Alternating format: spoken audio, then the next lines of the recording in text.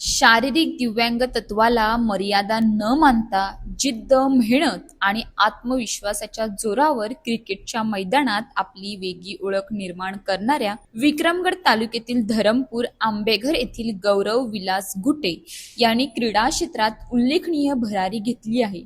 T20 cricket association of इंडियाच्या वतीने मडगाव, गोवा येथे आयोजित करण्यात आलेल्या 14व्या गोवा गोल्ड कप क्रिकेट स्पर्धेसाठी महाराष्ट्र अ संघात वेगवान गोलंदाज म्हणून गौरवची निवड झाली आहे. 12 ते 17 ऑक्टोबर दरम्यान मडगाव येथे ही प्रतिष्ठेची क्रीडा स्पर्धा रंगणार असून या स्पर्धेत महाराष्ट्रात अ संघाचे प्रतिनिधित्व करण्याचा मान गौरवला मिळाला आहे. ग्रामीण आणि सर्वसामान्य कुटुंबातून आलेल्या गौरवने आपल्या वेगवान, अचूक आणि भेदक गोलंदाजीच्या जोरावर ही निवड मिळवली आहे. गौरवच्या हाताला 66% शारीरिक दिव्यांग तत्व आहे. मात्र या शारीरिक आव्हानाला त्याने कधीही आपल्या स्वप्नांच्या आड येऊ दिले नाही.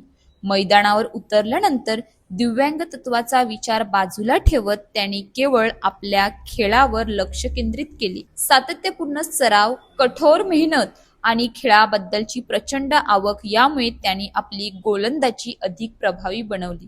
आंबेघर, धरमपूर सारख्या ग्रामीण भागातून क्रिकेटची कारकीर्द घडवताना गौरवला अनेक अडचणींचा सामना करावा लागला.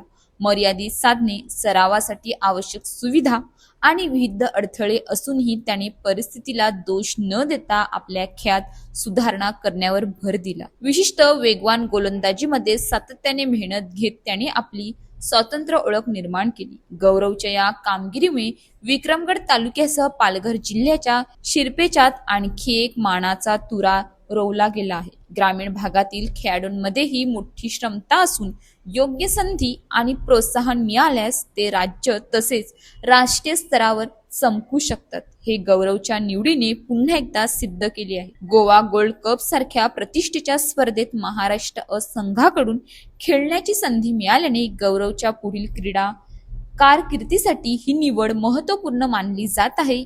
या स्पर्धेत दमदार कामगिरी करून आपल्या संघाच्या विजयात योगदान देण्याचे लक्ष्य गौरव समोर आहे.